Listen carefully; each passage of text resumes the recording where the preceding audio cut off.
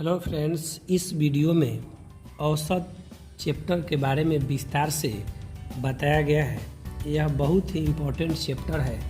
इस चैप्टर से competitive exam में बहुत ज़्यादा क्वेश्चन पूछा जाता है और यह सभी क्लास के छात्रों के लिए भी बहुत ही महत्वपूर्ण चैप्टर है। सबसे पहले औसत का परिभाषा जानते हैं। औसत का परिभाषा होता है दो या दो से अधिक सजातीय राशियों के योगफल में राशियों की संख्या से भाग करने पर जो राशि आता है, भागफल प्राप्त होता है, वही औसत होता है। इस परिभाषा के आधार पर इसका सूत्र होता है औसत बराबर राशियों का योग बटा राशियों की संख्या।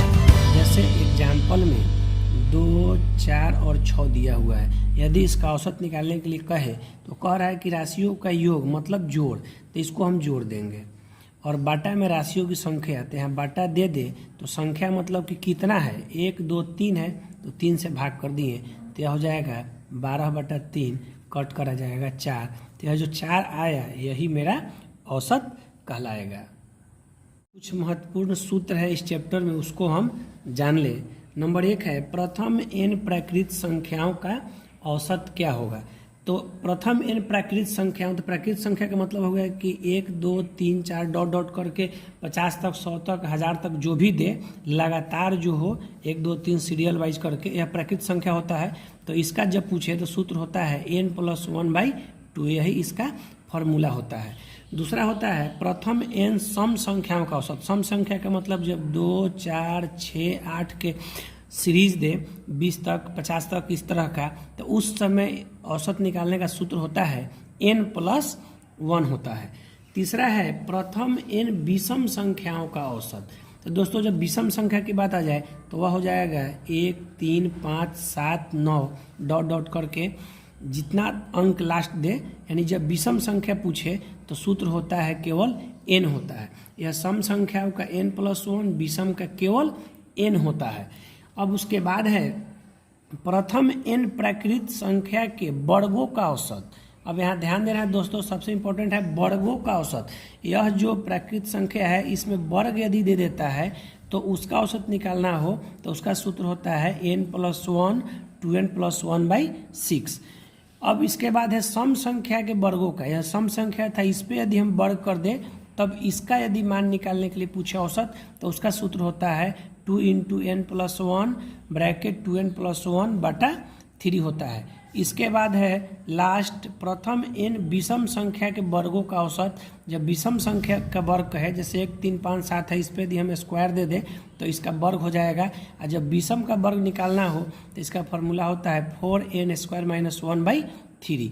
इतना फार्मूला हमेशा याद रखना है, यह बहुत ही इम्पॉर्टेंट सूत्र है। अब क्वेश्चन नंबर 1 देखते हैं। क्वेश्चन नंबर 1 में दिया है 3, 9, 7, 13 और 14 का औसत ज्ञात करना है। तो सूत्र है राशियों का योग, तो उसके हिसाब से योग मतलब पहले वाले जितने हैं सभी को हम जोड़ देंगे। और बाटा में कह रहा है राशियों की संख्या कुल कितना है उससे हम भाग कर देंगे। तो 1, 2, 3, 4, 5, तो 5 से हम भाग कर दिए तो यह हो जाएगा 46/5। यदि इसको भाग करेंगे तो 9.2 हो जाएगा। फिर दूसरा क्वेश्चन है 2, 5, 6, 8, तो इसको भी हम क्या करेंगे, ऐड कर देंगे, क्योंकि सूत्र होता है राशियों का योग बटा संख्या। तो योग कर दिए, संख्या में हो जाएगा 1, 2, 3, 4, 4 से हम भाग कर दिए तो इसको यदि हम ऐड करेंगे तो 21/4 होगा, भाग करेंगे तो 5.25 होगा। दोस्तों यहाँ समझने वाला बात यह है, छोटा राशि के लिए, छोटा अंक के लिए 2, 4, 5 या 10 अंक तक सिंपली दिया है तब इस सूत्र का हम यूज करेंगे, वो भी बिना सिस्टम का, बिना किसी सीरीज का हो तब। जैसे यहाँ पे 2 के बाद 5 है, फिर 6 है, फिर 8 है, 2 और 5 में 3 का अंतर है, 5 और 6 में 1 का अंतर है, इसका कोई सिस्टम नहीं है, यह बिना सिस्टम का अंक दिया हुआ है। तो इस स्थिति में इस सूत्र का हम उपयोग करेंगे।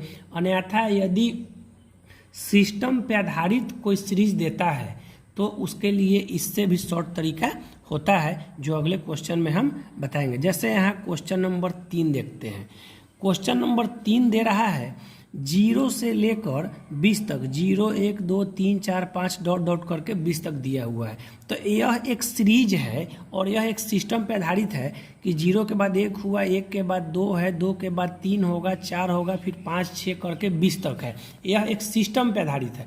तो जब भी सिस्टम पे आधारित कोई सीरीज दे और उसका मान निकालने के लिए कहे, औसत निकालने के लिए कहे, तो दोस्तों इसमें यह सूत्र का यूज नहीं करेंगे। एकदम शॉर्ट तरीका से हम बनाएंगे। वह क्या करना है कि शुरू वाले और लास्ट वाले को जोड़ देते हैं। तो यहाँ पे शुरू में है 0 और लास्ट में है 20, तो इसको हम जोड़ दिए 0 और 20, क्वेश्चन नंबर 3, और बटा 2 से हम भाग कर देते हैं। तो 2 से भाग कर देंगे तो 0 20 जोड़ेंगे तो 20 हुआ, बटा 2 कट के आ गया 10। यही मेरा आंसर है। कब? जब सिस्टम पे आधारित हो कोई सीरीज तब। क्वेश्चन नंबर 4 देखते हैं। क्वेश्चन नंबर 4 में दोस्तों 2 4 6 8 डॉट डॉट 50 तक, यह भी एक सीरीज है लेकिन यह सिस्टम पे है, क्योंकि 2 के बाद 4 है, 4 के बाद 6 है, 6 के बाद 8 है, सब में 2 का गैप है। यह एक सिस्टम पे आधारित है। तो जब सिस्टम पे आधारित है तो बनाने का रूल बताए थे, शुरू और लास्ट वाले को हम जोड़ देते हैं। तो शुरू में हुआ 2 और लास्ट में हुआ 50 और 2 से हम भाग कर देते हैं। तो यह हो जाएगा 52/2 कट के हो जाएगा यह 26। यही इसका आंसर होगा। अब देखते हैं क्वेश्चन नंबर 5। क्वेश्चन नंबर 5 में भी देख रहे हैं 50 है, 60 है, 70 है, लास्ट है 550, यानी 50 और 60 के बीच 10 का गैप है, 60 और 70 के बीच भी 10 का गैप है। यह भी एक सिस्टम पे आधारित है। तो इसमें भी क्या करेंगे, शुरू और लास्ट वाले को जोड़ देंगे, यानी 50 प्लस 550 और बटा हम कर देंगे 2। तो इसको ऐड करेंगे तो हो जाएगा 600/2 कट कर हो जाएगा 300। अब क्वेश्चन नंबर 7 देखते हैं। क्वेश्चन नंबर 6 देखते हैं।